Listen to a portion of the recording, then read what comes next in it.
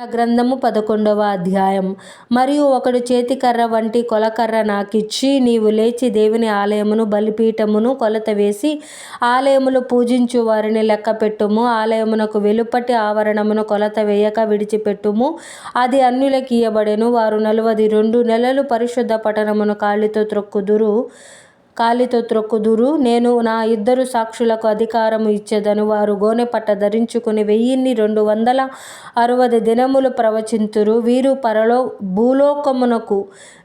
భూలోకమునకు ప్రభువైన వాని ఎదుట నిలుచుచున్న 2 ఒలీవ చెట్లను దీపస్తంభములునై ఉన్నారు. ఎవడైనను వారికి హాని చెయ్యనుద్దేశించిన ఎడల వారి నోట నుండి అగ్ని బయలువెడలి వారి శత్రువులను దహించి వేయును గనుక ఎవడైనను వారికి హాని చెయ్య నుద్దేశించిన ఎడల అలాగున వాడు చంపబడవలెను. తాము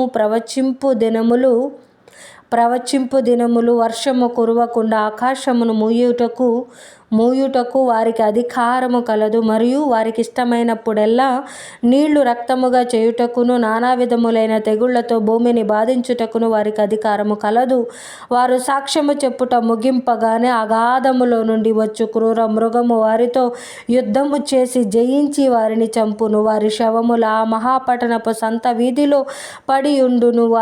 వానికి ఉపమాన రూపముగా సొదొమ అనియు ఐగుప్తు అనియు పేరు.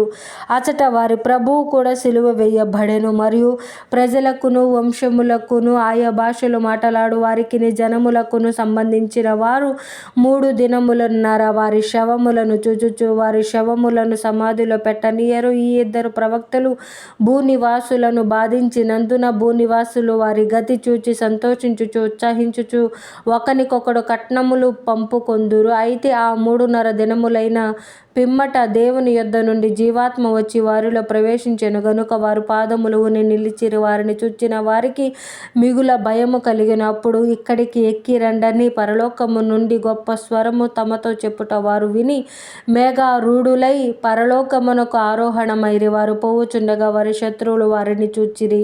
ఆ గడియలను గొప్ప భూకంపము కలిగినందున ఆ పట్టణములో 10వ భాగము కూలిపోయెను. ఆ భూకంపము వలన 7,000 మంది చచ్చిరి. మిగిలిన వారు భయక్రాంతులై పరలోకపు దేవుని మహిమ పరచిరి. 2వ శ్రమ గతించెను.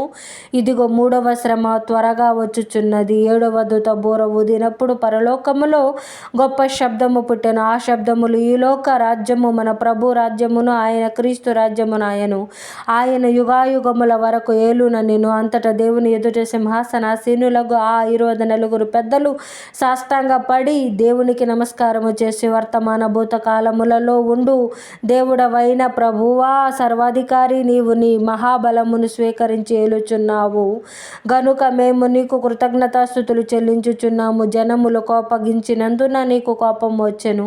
మృతులు తీర్పు పొందుటకును నీ దాసులకు ప్రవక్తలకును పరిశుద్ధులకును నీ నామమునకు భయపడు వారికిని తగిన ఫలము నిచ్చుటకును గొప్పవారేమి కొద్దివారేమి భూమిని నశింపజేయు వారిని నశింపజేయుటకును సమయము వచ్చి ఉన్నదని చెప్పిరి. మరియు పరలోకమందు దేవుని ఆలయము తెరవబడగా దేవుని నిబంధన మందసము ఆయన ఆలయములో కనబడెను. అప్పుడు మెరుపులును ధ్వనులును ఉరుములును భూకంపమును గొప్ప వడగండ్లును పుట్టెను.